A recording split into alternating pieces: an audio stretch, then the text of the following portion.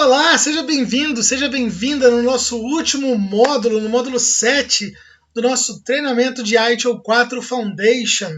E vamos falar nesse último módulo sobre os detalhes da prática ITIL, conhecendo um pouco mais em detalhes a prática ITIL.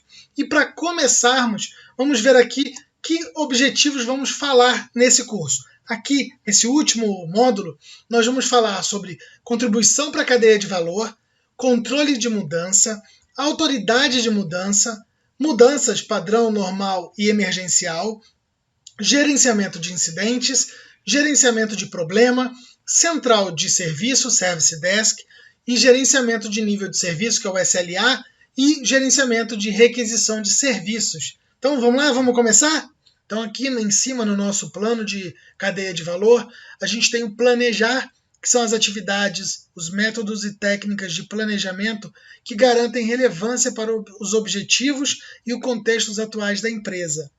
Logo aqui embaixo nós temos a segunda contribuição, que é melhorar, que é a prática estruturada para recursos e tarefas de atividades que aperfeiçoam todos os níveis da organização e do SVS, e o engajar, o desenho e transição, obter e construir, e a entrega e suporte, que cada uma dessas atividades deve ser objetivo de aperfeiçoamento e de melhoria contínua dentro da cadeia de valor. Outro processo é o processo de controle de mudança, que ele é dividido aqui em 3 momentos, a parte dos propósitos, a mudança em si e o escopo. O propósito ele tem a visão de maximizar as mudanças no ambiente de TI bem-sucedidas pela garantia de que os riscos sejam adequadamente avaliados, aconteça a devida autorização para a evolução da mudança e, por fim, que a agenda de mudança seja gerenciada.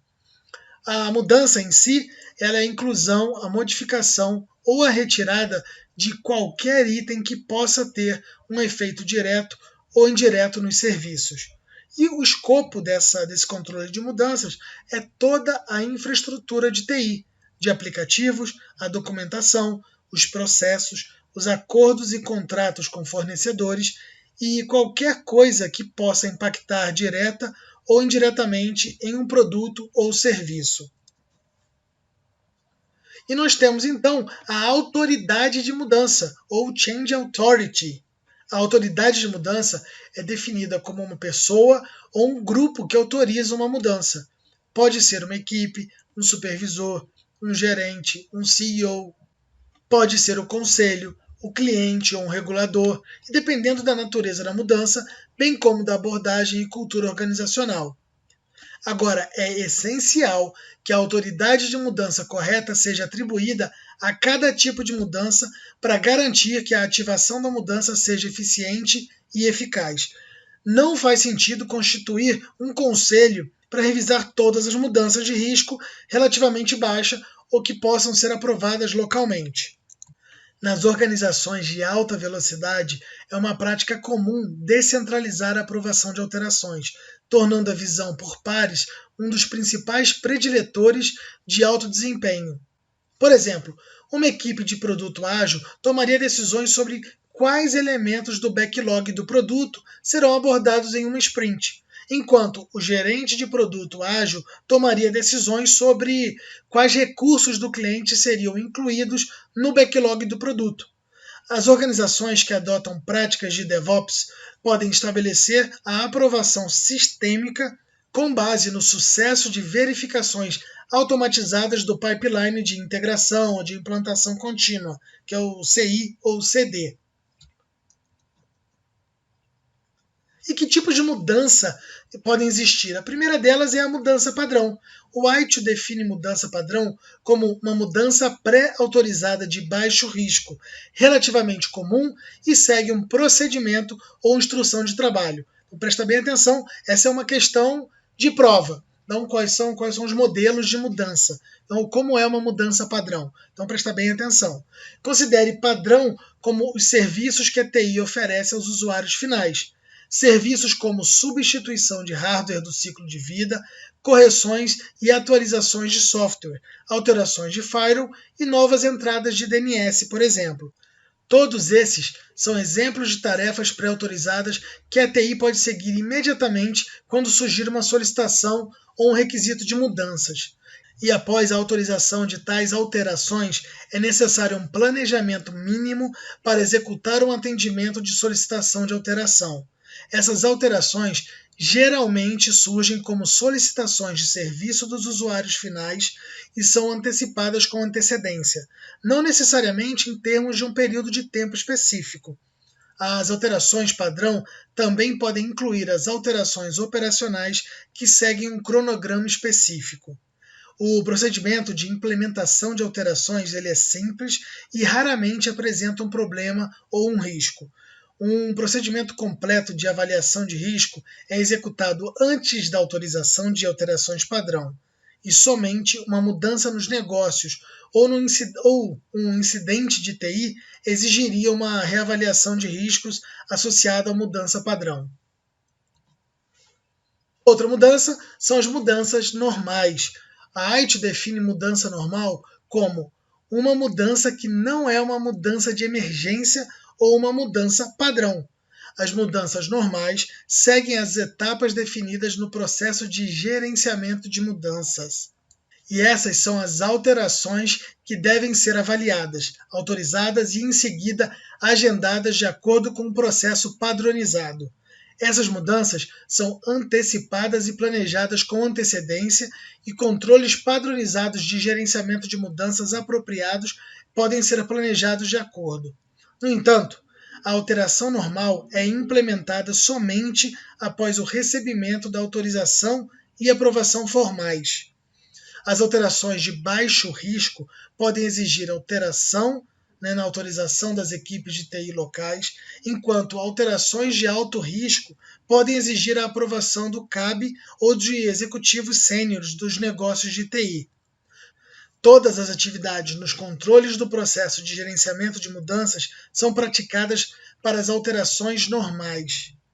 Os exemplos podem incluir a migração de recursos, aplicativos e cargas de trabalho críticos das informações dos servidores locais para um data center na nuvem, por exemplo. E definir mudanças como normal reduz o risco para a organização e os provedores de serviços de TI, pois o planejamento de cada mudança garante que os riscos sejam cuidadosamente mitigados e as solicitações de mudança produzam os resultados esperados. Além do processo de aprovação e autorização, o provedor de serviços precisa de forte visibilidade e controles nos processos de mudanças, dentro dos sistemas submetidos e nas dependências associadas. E, por fim, as mudanças emergenciais. Mudanças emergenciais são basicamente o oposto exato das mudanças padrão.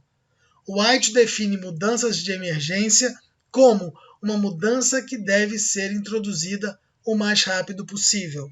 Exemplos de mudanças de emergência incluem uma implementação de patches de segurança por uma exploração de um dia zero ou isolamento de rede de um ataque de DDoS, de Distributed Denial of Service, em larga escala. Essas mudanças geralmente representam uma crise ou uma oportunidade que deve ser tratada sem risco indevido. Portanto, é esperado em um nível aceitável de risco e procedimentos específicos são seguidos como estratégia de mitigação de riscos. As aprovações e autorizações específicas também são necessárias antes da implementação de uma mudança de emergência. E isso não significa longas reuniões entre os membros do CAB, mas uma supervisão de alto nível sobre o processo de gerenciamento de mudanças. O processo deve seguir uma ação rápida de todas as partes interessadas em todas as etapas dos processos de gerenciamento de mudanças. Como resultado, as mudanças de emergência não são exaustivamente testadas e as decisões apropriadas são tomadas como uma troca equilibrada entre o risco e a recompensa. A agilidade da organização determina quão bem ela pode gerenciar as mudanças de emergência, e ela segue um fluxo de processo de gerenciamento de mudanças semelhantes ao das alterações normais, mas em uma escala de tempo acelerada, de acordo com as diretrizes da AITO, que você pode inclusive utilizar como método ou metodologia de SLA para esses casos. O objetivo do gerenciamento de incidente é minimizar o impacto negativo dos incidentes, restaurando a operação normal do serviço o mais rápido possível. O gerenciamento de incidentes pode ter um enorme impacto na satisfação do cliente e do usuário e na percepção das partes interessadas do provedor de serviço. No ITIL, definimos um incidente como interrupção não planejada de um serviço ou redução na qualidade de um serviço. Cada incidente pode ser registrado e gerenciado para garantir que seja resolvido em um momento que atenda às expectativas do cliente e do usuário. E o gerenciamento de incidentes usa algumas técnicas que nós vamos ver agora a seguir. O gerenciamento eficaz de incidentes necessita de um alto nível de colaboração entre as equipes. A colaboração facilita a troca de informações e o aprendizado contínuo, além de agilizar a resolução de incidentes de forma eficaz e eficiente. Também necessita de um processo formalizado para o registro do gerenciamento de incidentes.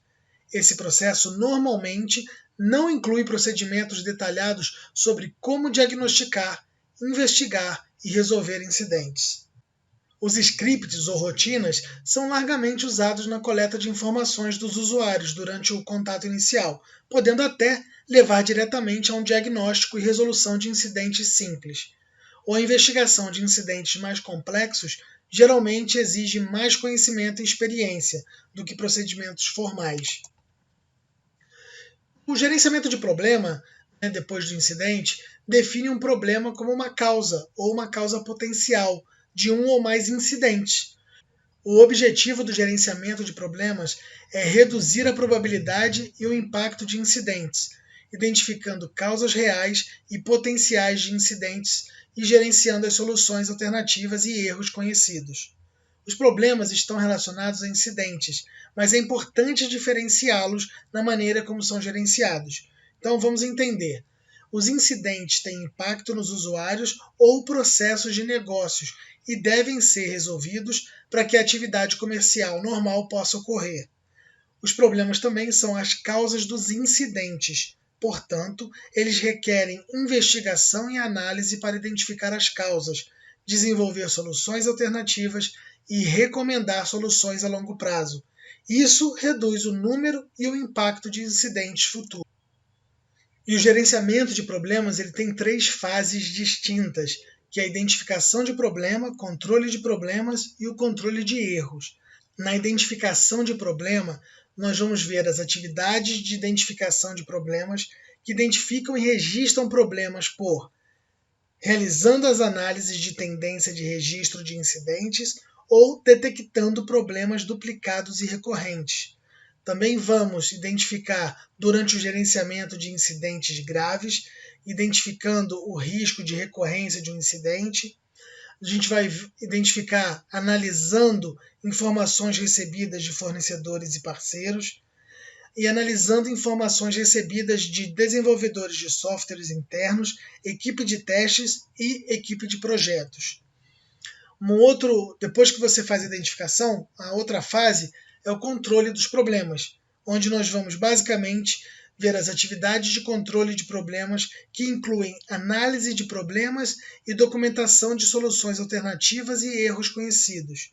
Assim como os incidentes, os problemas serão priorizados com base nos riscos que eles representam em termos de probabilidade e impacto nos serviços. O foco deve ser dado aos problemas que apresentam maior risco para serviços e gerenciamento de serviços. E logo após a terceira fase, que é o de controle de erros, são as atividades de controle de erros que gerenciam erros conhecidos e podem permitir a identificação de possíveis soluções permanentes. Nos casos em que uma solução permanente requer controle de alterações, isso deve ser analisado da perspectiva de custo, risco e de benefícios. E só para a gente contextualizar a diferença entre incidente e problema, um incidente nasce incidente e morre incidente, e não deve se transformar em problema. Agora, vários incidentes podem se transformar em um problema. Por esse motivo, um problema deve ser tratado e resolvido de maneira diferente dos incidentes. Incidentes têm impacto nos usuários ou nos processos de negócio e devem ser resolvidos o mais rápido possível para restabelecer a atividade normal do negócio da empresa. Problemas são as causas dos incidentes e, geralmente, necessitam de análise mais aprofundada e investigação de causa raiz, desenvolvimento de soluções de contorno e recomendações para uma solução completa e de longo prazo. Um outro processo, o processo de central de serviço ou Service Desk, tem o objetivo da prática que é capturar e demandar uma resolução de incidentes e soluções de serviço.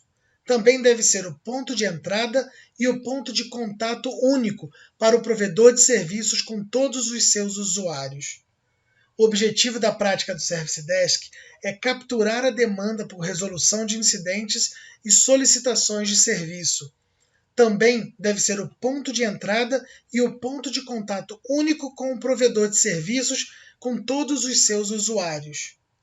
Com o tempo, o foco nas mesas de serviços foi ampliado e desde o registro e a resolução de problemas técnicos até o suporte mais abrangente para as pessoas e para os negócios. Eles estão cada vez mais sendo usados para organizar, explicar e coordenar vários assuntos. Um Service Desk tem uma grande influência na experiência do usuário e é como um provedor de serviços é percebido pelos usuários. E, ao entender e agir no contexto comercial da atividade transacional, ou seja, registrar registros, a central de atendimento está em melhor posição para agregar valor à organização. E quais são os canais de Service Desk? O Service Desk ele oferece uma variedade de canais, incluindo chamadas telefônicas, que podem incluir tecnologia especializada, como uma resposta de voz interativa, o IVR, chamadas em conferência e reconhecimento de voz, entre outras. Também tem os pontos de serviço e aplicativos móveis, que são suportados por catálogo de serviços e solicitação de base de conhecimento. Tem o bate-papo, ou chat, que é através de bate-papo ou de chatbots também, que aqui a tecnologia já utiliza chatbots, geralmente para nível 1 de atendimento. E-mail, para registro e atualização e para pesquisas e confirmações de acompanhamento. O serviço de atendimento, o que a gente conhece como SAC, Serviço de Atendimento ao Cliente, que está se tornando mais relevante, prevalente em alguns setores, como o ensino superior, onde há altos picos de atividades que exigem presença física. Mensagens de mídia social e de texto, que são úteis para as notificações em caso de grandes incidentes e para entrar em contato com um grupo específico de partes interessadas ou de stakeholders, mas também podem ser usadas para permitir que os usuários solicitem suporte. Mídias sociais, públicas e corporativas e fóruns de discussão, que para entrar em contato com o provedor de serviços e para suporte de ponto a ponto são muito utilizadas. Como a prática do Service Desk é gerenciada e entregue, ela pode variar de uma equipe física de pessoas no turno de trabalho a uma distribuição de pessoas conectadas virtualmente. O uso de tecnologia automatizada e bots está aumentando muito no dia a dia. Por isso que lá no início do nosso curso nós falamos sobre a inteligência artificial, o IoT e a indústria 4.0. E independente do modelo, a função e o valor permanecem os mesmos. As mesas de serviço, de Service Desk, usam tecnologias de suporte como sistemas de telefonia inteligente, incorporando a integração de telefonia por computador, URA, distribuição de chamadas automáticas, sistemas de fluxo de chamados para roteamento e escalação, sistemas de gerenciamento de força de trabalho e um planejamento de recursos, usa uma base de conhecimentos, a gravação de chamadas e para controle de qualidade, ferramentas de acesso remoto, ferramentas de painel e monitoramento, sistemas de gerenciamento de configuração, e onde a central de atendimento é virtual, permite que os agentes trabalhem em vários locais geograficamente espalhados.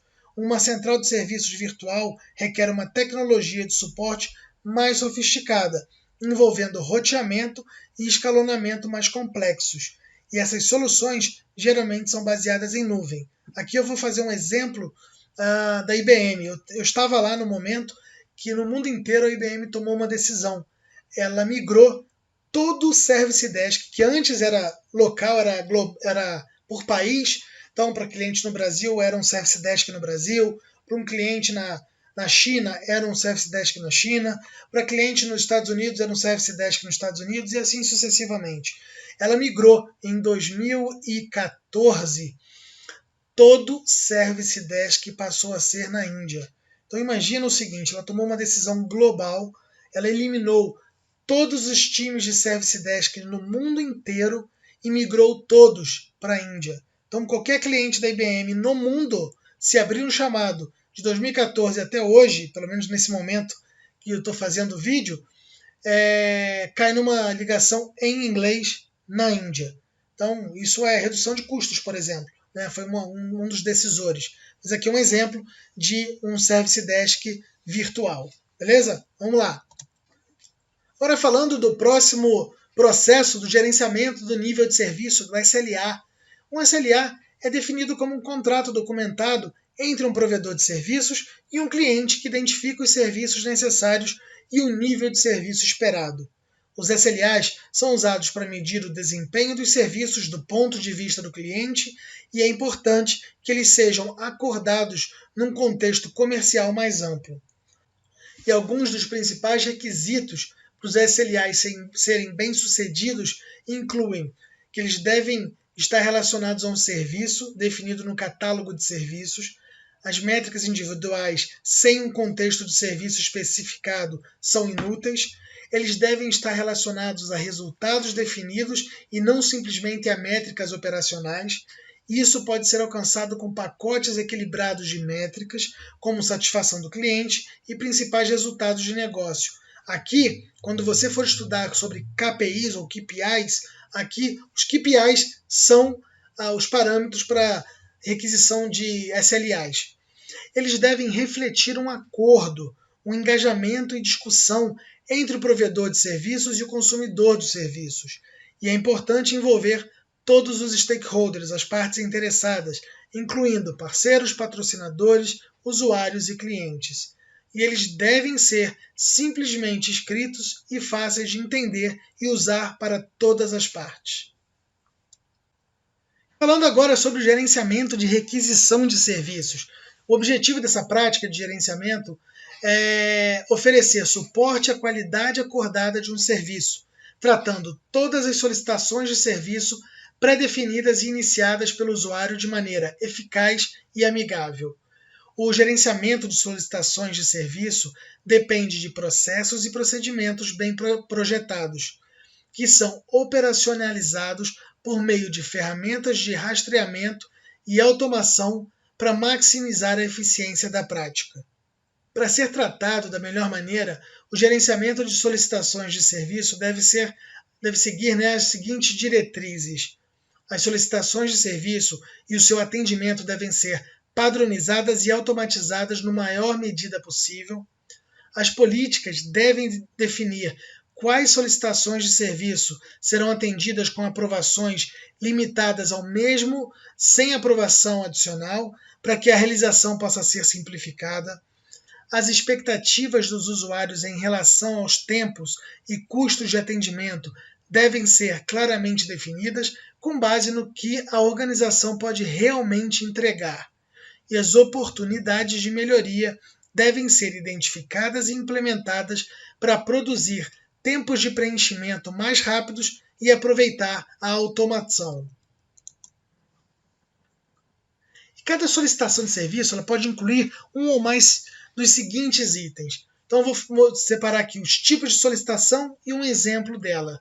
Então, por exemplo, uma solicitação para uma ação de entrega de serviço, como por exemplo a configuração de contas de SaaS, de Security as a Service. Um pedido de informações, que são perguntas frequentes sobre o uso do SharePoint ou de outro aplicativo, de outra aplicação. um pedido de fornecimento de um recurso ou serviço, que pode ser emitindo um dispositivo móvel. Esse seria a requisição. Uma solicitação de acesso ou de um recurso ou serviço. Então, configurando a permissão de impressão em cores, por exemplo. Uma última requisição aqui de feedback, elogios e reclamações. Então, você pode enviar comentários de uma nova página inicial de um site, por exemplo. Muito bem, chegamos no final do nosso módulo 7, do nosso último módulo do ITIL 4 Foundation. E nesse módulo, nós abordamos a contribuição para a cadeia de valor, o controle de mudança, a autoridade que realiza mudança, mudanças que são padrões, normais e emergenciais. Falamos sobre o gerenciamento de incidentes e de problemas, sobre a central de serviço, como funciona um Service Desk, sobre o gerenciamento do nível de serviço, sobre os SLAs e o gerenciamento de requisição de serviços. Então quero agradecer você por me acompanhar, por acreditar, por confiar no nosso treinamento, no nosso curso de ITIL 4 Foundation. Espero que tenha agregado valor, que esse conhecimento possa fazer diferença na sua vida profissional, que você possa se tornar um profissional melhor aplicando essas práticas do ITIL no dia a dia da sua vida, do seu trabalho. E eu espero ver vocês nos nossos próximos cursos que vão vir aí pela frente, tá ok? Muito obrigado e até o nosso próximo curso!